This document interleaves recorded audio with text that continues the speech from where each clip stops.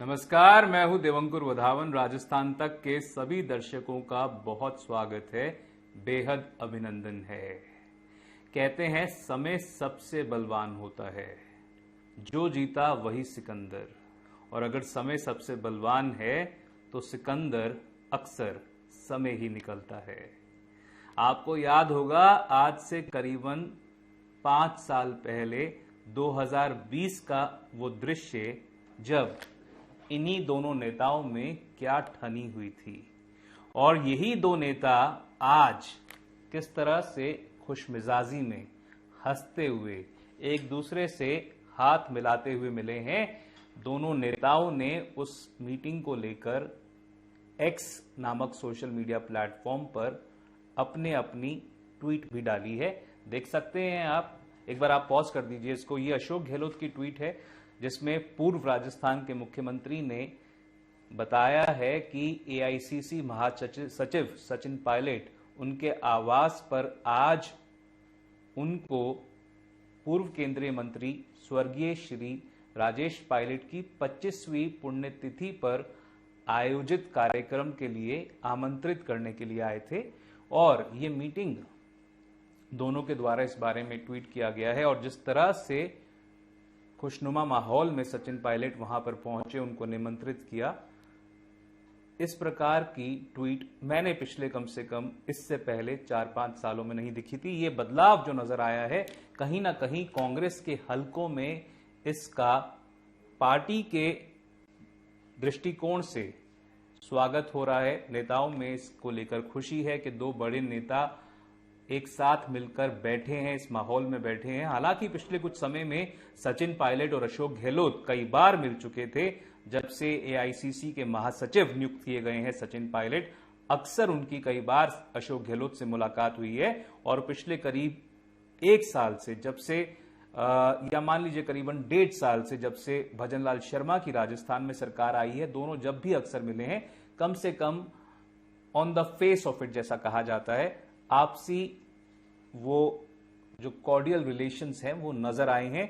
और कहीं ना कहीं जो 2020 की वो तलखी थी, वो तेवर थे, वो तमाम जो नाम अशोक गहलोत ने सचिन पायलट के लिए उपयोग में लाए थे, जिस तरह की भाषा का उन्होंने इस्तेमाल किया था, वो कहीं ना कहीं अब इतिहास की बात बनती हुई नजर आ रही है। और जिस तरह से दौसा में लेट श्री राजेश पायलट जी का पुण्यतिथि के मौके पर जो कार्यक्रम रखा गया है, उसके लिए उन्होंने उनको आवेदन किया, उनको बुलाया। और ये दिखाता है कि कहीं ना कहीं कांग्रेस के अंदर के हलकों में सचिन पायलट और अशोक गहलोत की जो आपसी तलखी थी, वो कहीं ना कहीं पीछे छूटती हुई नजर आ रही है। और कांग्रेस के दृष्टिकोण से कहीं ना कहीं ये बात अच्छी मानी जा रही है। कांग्रेस की राजनीति जो है वो अंदरूनी हो सकता है आने वाले समय में, जब अगर चुनाव करीब आते हैं तो तेज हो जाए। पर फिलहाल के लिए अशोक गहलोत 3 बार के मुख्यमंत्री और सचिन पायलट कद्दावर नेता कांग्रेस के, कम से कम अब अपनी ताकत को अगर इकट्ठा कर लें, अगर एक साथ आ जाएं, तो अभी भी राजस्थान में भाजपा को राजनीतिक तौर पर कड़ी टक्कर देने का मादा ये नेता रखते हैं। कांग्रेस के पास कई धुरंधर नेता हैं राजस्थान में। और मेरा व्यक्तिगत तौर पे मानना है कि जिस प्रकार के नेता कांग्रेस के पास, जिस प्रकार का टैलेंट, जिस प्रकार का कौशल कांग्रेस के पास राजस्थान में है, जिसमें टीकाराम जूली, गोविंद सिंह डोटासरा, सचिन पायलट और अशोक गहलोत तो है ही, ये तमाम जो नेता हैं वो अभी तक अपनी पूरी ताकत का मुजाहरा सही ढंग से नहीं किया है इन्होंने। और अगर करते हैं तो जितना कार्यकाल अभी बीजेपी का बचा है, उसमें लोगों की आवाज विधानसभा के अंदर और बाहर उठाने में सक्षम साबित हो सकते हैं। और कई मुद्दे हैं, जैसे कि एक मुद्दा है अलवर में एक 32 वर्ष की महिला के साथ अस्पताल के अंदर कथित तौर पर इंटेंसिव केयर यूनिट आईसीयू में बलात्कार का मामला। ये बेहद गंभीर संगीन मामला है। और इस पूरे मामले में मेरा मानना है कि जांच सही ढंग से होनी चाहिए। अगर आरोपी पर आरोप सिद्ध हो जाता है तो उसको कड़ी सजा मिलनी चाहिए। आप देख सकते हैं आज के जो जयपुर में कई अखबार आए हैं उसमें ये खबर जो है वो प्रमुखता से ली गई है। ये दैनिक भास्कर का अखबार है जयपुर में, और इसमें ये जो खबर है ये प्रोमिनेंटली छापी गई है। आईसीयू में दुष्कर्म की खबर है, ये इसको लिया गया है। और अंग्रेजी का जो अखबार है द टाइम्स ऑफ इंडिया, इस अखबार में भी आप देख सकते हैं, इसमें लिखा हुआ है nursing staffer reps patient in ICU of ESIC medical college in Alwar. ये द टाइम्स ऑफ इंडिया की अखबार की खबर है जिसकी हेडलाइन मैंने पढ़ी। तो ये खबर जो है, मेरी जानकारी जो मैंने जुटाई है उसके मुताबिक इसमें एफआईआर तो दर्ज कर ली गई है, पर अभी तक आरोपी की गिरफ्तारी नहीं हुई है। आज तक के लिए जो अलवर में संवाददाता हैं हिमांशु, मेरी उनसे जो बात हुई, उन्होंने कहा कि पुलिस का ये कहना है कि इस पूरे मामले में आरोपी का जो है वो बयान दर्ज किया जाएगा सोमवार को, और शायद उसके बाद पुलिस इस पूरे मामले में आगे की कार्यवाही कर सकती है। पर वो भजन लाल शर्मा की सरकार, जो कि अब कानून व्यवस्था के लिए जिम्मेदार है, उसको ये नहीं भूलना चाहिए कि जब बीजेपी विपक्ष में थी तो किस तरह से कांग्रेस को कानून व्यवस्था के मुद्दे पर अशोक गहलोत की सरकार को, अशोक गहलोत वो व्यक्ति जो कि उस समय में न केवल मुख्यमंत्री थे पर प्रदेश के गृह मंत्री भी थे, किस तरह से वो बीजेपी जो है वो कांग्रेस को घेरने की कोशिश करती थी कानून व्यवस्था के मुद्दे पर। और अब जब खुद सत्ता में है तो पिछले करीब 1.5 साल में जैसे मुद्दे सामने आए हैं महिला सुरक्षा को लेकर, कानून व्यवस्था को लेकर, वो कई प्रकार के सवाल खड़ा करती है कि क्या महिलाएं इस समय राजस्थान में सुरक्षित हैं, क्या उनकी देखरेख की, क्या उनकी कानून व्यवस्था की जिम्मेदारी सरकार ठीक से निभा पा रही है। ये बड़े सवाल हैं जो कि कांग्रेस राजस्थान में उसको उठाना चाहिए सही ढंग से। हालांकि आज सचिन पायलट ने भी इसके बारे में बात की है, वो इसके बारे में बोल चुके हैं कि सरकार किसी की भी हो, जो मुद्दे वाजिब हैं, जो जमीन पर हैं, उस पर सरकार को ध्यान देना चाहिए, उससे अपना मुंह नहीं मोड़ लेना चाहिए। और जिस तरह से राजस्थान में ये एक गंभीर मामला हुआ है और इससे पहले भी कई मामले सामने आ चुके हैं, तो ये बताते हैं कि सही मायने में सरकार को अपना इकबाल जो है वो कायम ना केवल रखना चाहिए, पर वो अथॉरिटी, वो लॉ एंड ऑर्डर सिचुएशन को लेकर जो स्थिति है उसको लेकर लोगों में एक तरह का विश्वास होना चाहिए कि अगर उनकी बहन बेटियां, अगर उनकी माएं घर से बाहर निकलती हैं तो वो सुरक्षित होंगी। और अस्पताल में इस प्रकार का अगर मामला, इतना विभत्स रेप का मामला अगर एक अस्पताल में हो जाए तो आप सोच के देखिए, वहां पर जहां एक आईसीयू में महिला सेमी कॉन्शियस या अनकॉन्शियस स्टेट में थी, यानी कि अर्ध बेहोशी की हालत में अगर वो थी वहां पर, और उसके साथ अगर हो जाए और उसके परिजन अगर बाहर मौजूद हो तो उनकी क्या हालत होगी, उनका क्या मनोस्थिति होगी, वो सोच कर देखिए आप एक बार। इसके अलावा मैं बात करना चाहूंगा डोलका बाढ़ के मुद्दे के बारे में। आज सचिन पायलट अशोक गहलोत से मिलने के बाद डोलका बाढ़ पहुंचे। ये बड़ी जो मूवमेंट है वो एक्टिविस्ट के द्वारा चलाई जा रही है।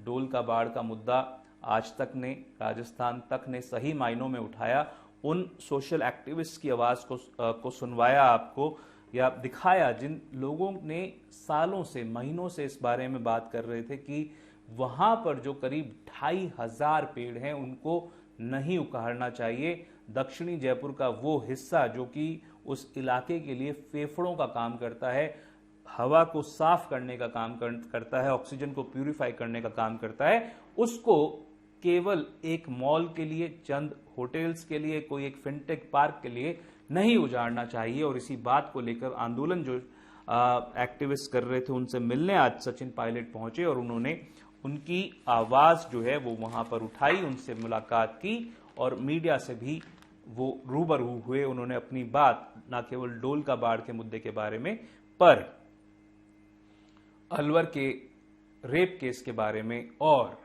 उनकी अशोक गहलोत से मुलाकात के बारे में भी उन्होंने अपनी बात जो है वो रखी। इसके बाद मैं बात करना चाहूंगा ये इंडियन एक्सप्रेस का पेपर है, इसमें आप देख सकते हैं ये खबर जो है वो छापी गई है। Prohibitory orders in Nagaur ahead of opposing rallies by Rajput Jat outfits. जिस प्रकार के पिछले कुछ समय में राष्ट्रीय लोकतांत्रिक पार्टी के नेता हनुमान बेनीवाल ने बयानबाजी की है, और मेरा मानना है कि वो उस प्रकार की बयानबाजी जो उन्होंने राजपूत समाज को लेकर या उस समाज से आने वाले कई पूर्वजों के बारे में कही है, वो अवॉइडेबल थी, ऑब्जेक्शनेबल थी, और उसको लेकर नागौर में जो एक जाट समुदाय के नेता माने जाते हैं हनुमान बेनीवाल, उनकी बयानबाजी के विरोध में जो एक रैली प्रपोज की गई थी, उसको लेकर प्रोहिबिटरी ऑर्डर्स नागौर में जो लगाए गए हैं उसको लेकर ये खबर है द इंडियन एक्सप्रेस की। मेरा मानना है कि राजनीति साफगोई से करनी चाहिए, पर भाषा का भी उस भाषा का उपयोग करना चाहिए जो कि आप घर में बोल सकें, अपने परिवार के सामने बात कर सकें उस भाषा में। उसी भाषा का इस्तेमाल सार्वजनिक स्तर पर, अगर वो भाषा आपको लगता है कि इस लायक नहीं है कि आप अपने माँ बहनों के सामने, अपनी महिलाओं के घर की महिलाओं के सामने, अपनी पत्नी के सामने उपयोग नहीं कर सकते हैं, तो उसको बाहर सड़क पर नहीं करना चाहिए। कम से कम एक नेता के द्वारा सार्वजनिक मंच से या सार्वजनिक स्थल पर तो कम से कम बिल्कुल नहीं किया जाना चाहिए। इसके अलावा मैं बात करना चाहूंगा किस तरह से भरतपुर में महापंचायत, गुर्जर महापंचायत का करने का फैसला विजय बैसला ने लिया है, समाज के नेताओं ने लिया है, और उनके मुद्दे उनके हिसाब से कई हैं। एक तो ये है कि जो मोस्ट बैकवर्ड कास्ट में इंक्लूजन है रिजर्वेशन के लिए, उसका पूरा बेनिफिट, उसका पूरा फायदा जो है वो गुर्जर समाज को नहीं मिल रहा उनके हिसाब से। उनका कहना है कि प्रमोशंस जो है वो नहीं हो रही थी, जिन लोगों को नौकरियां दी भी गई थी, और तमाम जो मुद्दे हैं 9th लिस्ट में या शेड्यूल में शामिल होने की मांग जो उनकी थी, और उसके अलावा जो उनकी मांग है देवनारायण बोर्ड को लेकर, जो उनकी रिफॉर्म्स को लेकर मांग है, उस मांगों को लेकर वो महापंचायत करने का उनका कल का यानी कि रविवार का उनका प्लान है। उनका मानना है कि ये जो महापंचायत है वो आगे का रुख तय कर सकती है। हालांकि विजय बैसला वही व्यक्ति हैं जिन्होंने बीजेपी की टिकट पर देवली उनियारा से चुनाव लड़ा, चुनाव हारा। कहा यह जा रहा था कि उपचुनाव में भी वो टिकट चाह रहे थे, टिकट नहीं मिली, और उसके बाद एक तरह से ये जरिया शायद उन्होंने ढूंढा है अपनी बात को आगे रखने का। हालांकि अगर बीजेपी के नेता है तो सरकार के सामने अपनी बात वो क्या वैसे नहीं रख सकते थे? क्या उन्होंने भजनलाल शर्मा मुख्यमंत्री से मिलकर अपनी बात रखने की कोशिश की? अगर की तो क्या उनकी बात नहीं सुनी गई? तो ये तमाम बातें जो हैं, क्या अपने आप को एक्सर्ट करने के लिए, क्या प्रेशर क्रिएट करने के लिए विजय बैसला, जो कि कद्दावर नेता रहे गुर्जर समाज के, किरोड़ी सिंह बैसला के बेटे हैं, उन्होंने ये रास्ता चुना है। कल भरतपुर के पीलूपुरा के क्षेत्र में ये महापंचायत जो है वो होना प्रस्तावित है गुर्जर समाज के नेताओं के द्वारा, और उसमें क्या कुछ रह सकता है, कहीं ना कहीं विजय बैसला अपने आप को असर्ट कर सकते हैं। हो सकता है कि सरकार से वार्ता उनकी हो जाए कल के दिन में, और हो सकता है कि आगे की जो उन्होंने सवाल खड़े किए हैं, जो बात वो रखना चाहते हैं, उसका कहीं ना कहीं समाधान उनको मिल जाए। और तमाम जो खबरें जो आज इम्पोर्टेंट हैं, उसके अलावा मैं बात करना चाहूंगा कि किस तरह से 11 तारीख को राजेश पायलट की पुण्यतिथि के उसमें जो कार्यक्रम होना है दौसा में, वहां पर कांग्रेस के कई नेता जो हैं उनका पहुंचना हो सकता है, जिसमें कि प्रदेश कांग्रेस अध्यक्ष गोविंद सिंह डोटासरा वहां पहुंच सकते हैं, कई विधायक वहां पर पहुंच सकते हैं। और आज सचिन पायलट अशोक गहलोत से मिले हैं, पूर्व मुख्यमंत्री अशोक गहलोत से मिले हैं, तो हो सकता है कि अशोक गहलोत भी वहां पर पहुंचे। और अगर एक ही स्थल पर, एक ही वेन्यू पर अशोक गहलोत और सचिन पायलट दिखते हैं वहां पर, तो मेरा यह मानना है कि आगे भी ये नेता जो हैं वो इकट्ठे कई जगहों पर दिख सकते हैं। और कांग्रेस को मजबूती प्रदान करने के लिए अगर ये दोनों नेता अपने पर्सनल एम्बिशंस को पीछे रखते हैं और आगे आकर हाथ मिलाते हैं, तो तो मेरा यह मानना है कि राजस्थान में तो ये कांग्रेस के लिए अच्छा हो ही सकता है, पर राष्ट्रीय परिप्रेक्ष्य में भी ये कद्दावर नेता अगर हाथ से हाथ मिला लेते हैं तो मानकर चलिए ये बीजेपी की कम से कम राजस्थान में तो नींदें उड़ा ही सकता है। फिलहाल के लिए राजस्थान तक के आप सभी दर्शकों का बहुत धन्यवाद। मैं जयपुर से देवंकुर वधावन।